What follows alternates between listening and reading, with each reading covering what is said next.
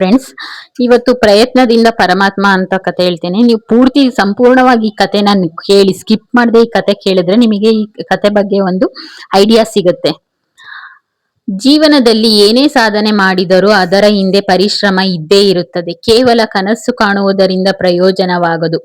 ಆಲಸ್ಯವು ಸಾಧನೆಯ ಹಾದಿಯಲ್ಲಿನ ಅತಿ ದೊಡ್ಡ ತಪ್ಪು ಅಂತಾನೆ ಹೇಳ್ಬೋದು. ಒಂದೂರಲ್ಲಿ ಒಬ್ಬ ಸೋಮಾರಿ ಇದ್ದ, ಕಡು ಬಡವ. ಆದರೆ ಬಡತನದಿಂದ ಹೊರಬರಲು ಯಾವ ಪ್ರಯತ್ನವನ್ನೂ ಮಾಡುತ್ತಿರಲಿಲ್ಲ. ದಿನವನ್ನೆಲ್ಲ ಕೇವಲ ಕನಸು ಕಾಣುವುದರಲ್ಲಿಯೇ ಕಳೆಯುತ್ತಿದ್ದ. ಆದರೆ ಕನಸು ಕಾಣುವುದರಿಂದಷ್ಟೇ ಹೊಟ್ಟೆ ತುಂಬುವುದಿಲ್ಲವಲ್ಲ. ಹಸಿವಾದಾಗ ಊರಲ್ಲಿ ಭಿಕ್ಷೆ ಬೇಡಿ ಹೊಟ್ಟೆ ತುಂಬಿಸಿಕೊಳ್ಳುತ್ತಿದ್ದ. ಒಂದು ದಿನ ಆತನ ಅದೃಷ್ಟಕ್ಕೆ 1 ಲೀಟರ್ನಷ್ಟು ಹಾಲು ಭಿಕ್ಷೆಯಲ್ಲಿ ದೊರೆಯಿತು.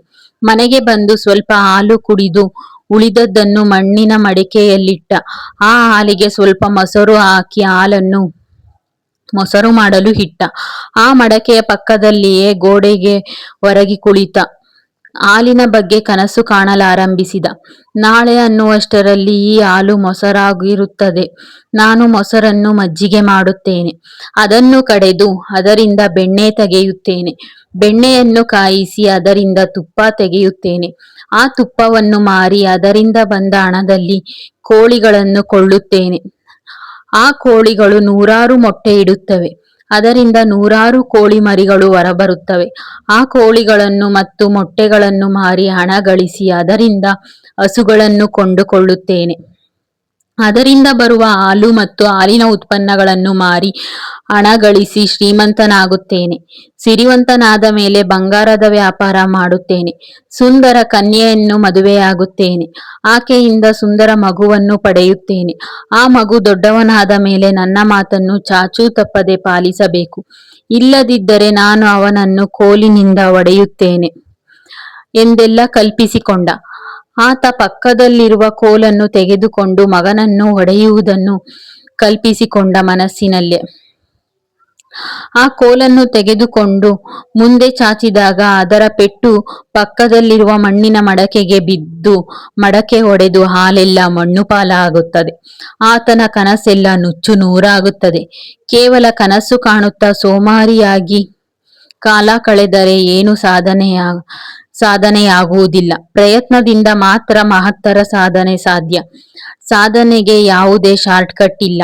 ಸಂಕಲ್ಪ, ದೃಢ ನಿಶ್ಚಯ ಮತ್ತು ಪರಿಶ್ರಮದಿಂದ ಬೆಟ್ಟ ಗುಡ್ಡಗಳನ್ನು ಕುಟ್ಟಿ ಪುಡಿ ಮಾಡಬಹುದು ಎಂಬ ಸ್ವಾಮಿ ವಿವೇಕಾನಂದರ ನುಡಿಯು ಸಾಧನೆಯ ಬಯಕೆ ಹೊತ್ತವರಿಗೆಲ್ಲ ದಾರಿದೀಪ ಆಗುತ್ತೆ.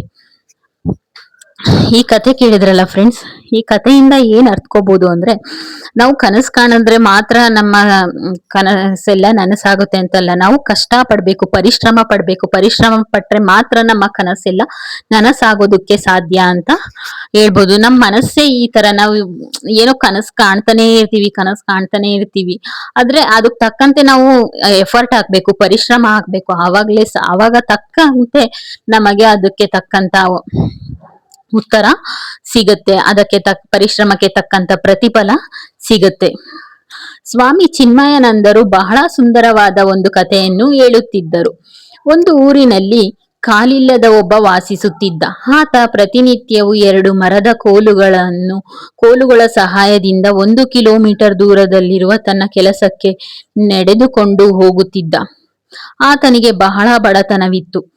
ಆತನನ್ನು ಕಂಡ ಒಬ್ಬ ಉದಾರ ಹೃದಯಿ 3 ಚಕ್ರದ ಒಂದು ಸೈಕಲ್ ದಾನವಾಗಿ ಕೊಟ್ಟ. ಆ ಕಾಲಿಲ್ಲದ ವ್ಯಕ್ತಿಗೆ ಸ್ವರ್ಗವೇ ಭೂಮಿಗಿಳಿದಂತಾಗಿತ್ತು. ದಾನ ನೀಡಿದ ವ್ಯಕ್ತಿಗೆ, ಸ್ವಾಮಿ, ನೀವೇ ದೇವರು, ನನ್ನ ಕಷ್ಟವನ್ನು ಅರಿತು ಸಹಾಯ ಮಾಡಿರುವಿರಿ ಎಂದು ಹೇಳಿ ವಂದಿಸಿದ. ಈಗ ಪ್ರತಿನಿತ್ಯವೂ 3 ಚಕ್ರದ ಸೈಕಲ್ನಲ್ಲಿ ಕುಳಿತು ಕೈಗಳ ಸಹಾಯದಿಂದ ಗಾಲಿಯನ್ನು ತಿರುವುತ್ತಾ ತನ್ನ ಕೆಲಸಕ್ಕೆ ಸಾಗುತ್ತಿದ್ದ. ಹೀಗೆ 1-2 ವರ್ಷ ಕಳೆಯಿತು. ಸೈಕಲ್ ದಾನ ಮಾಡಿದ ವ್ಯಕ್ತಿ ಕಾಲಿಲ್ಲದವನನ್ನು ಒಮ್ಮೆ ಕಂಡು ನೆಮ್ಮದಿಯಿಂದ ಇರುವೆಯಾ ಎಂದು ಪ್ರಶ್ನಿಸಿದ. ಆಗ ಆತ, ಏನು ಹೇಳಲಿ ಸ್ವಾಮಿ, ಮೊದಲೇ ಕಾಲಿಲ್ಲ. ಆ ಕೈಗಳು ದಿನನಿತ್ಯ ಗಾಲಿಯನ್ನು ತಿರುಗಿಸಿ ನಿಶ್ಶಕ್ತಿಯಿಂದ ಬಳಲುತ್ತಿವೆ. ನಾವು ಮನಸ್ಸು ಮಾಡಿ ನನಗೆ 3 ಚಕ್ರದ ಸ್ಕೂಟರ್ ಕೊಡಿಸಿದರೆ ಮಹದುಪಕಾರವಾಗುತ್ತದೆ ಎಂದು ಬೇಡಿಕೊಂಡ.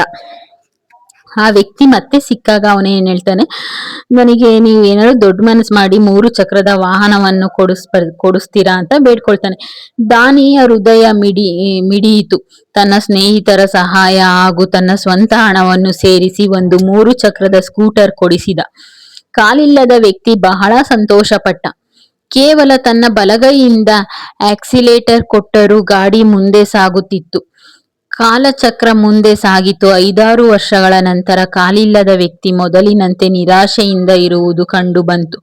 ಯಾರಾದರೂ ಆತನನ್ನು ಕೇಳಿದರೆ ಆತ ಸೂರ್ಯನ ಬಿಸಿಲು ಜಾಸ್ತಿ, ಮಳೆಯ ತೊಂದರೆ ಹೆಚ್ಚು, ಚಳಿ, ಹೀಗೆ ಹಲವಾರು ಅನಾನುಕೂಲಗಳ ಕಾರಣಗಳನ್ನು ಕೊಡುತ್ತಿದ್ದ.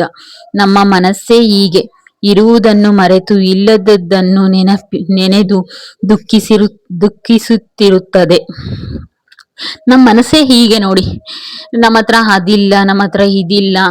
ನಾವು ಅವನಿಗೆ ಕಾಲಿರ್ಲಿಲ್ಲ, ಅವನು ಏನ್ ಮಾಡ್ಕೊಂತಿದ್ದ, ಕೋಲಿನ ಸಹಾಯದಿಂದ ನಡೀತಿದ್ದ. ಆದ್ರೆ ಒಬ್ಬ ದಾನಿ ಏನ್ ಮಾಡ್ದ, ಅವನಿಗೆ ವೀಲ್ ಚೇರ್ ಅನ್ನು ಕೊಡಿಸ್ತಾ. ವೀಲ್ ಚೇರ್ ಕುತ್ಕೊಂಡು ಹೋಗ್ತಾ ಇದ್ದ. ಆದ್ರೆ ಕೈಯಿಂದ ದಬ್ಬೇಕಲ್ಲ ಅಂತ ಹೇಳ್ಬಿಟ್ಟು, ಕೈ ಸವದಿದೆ ಅಂತ ಹೇಳಿ ಅವ್ರ ಹತ್ರನೇ ಒಂದು ಸ್ಕೂಟರ್ ಅನ್ನು ಕೊಡಿಸ್ಕೋತಾನೆ. ನನ್ನ ಕತೆಗಳು ಇಷ್ಟ ಆದ್ರೆ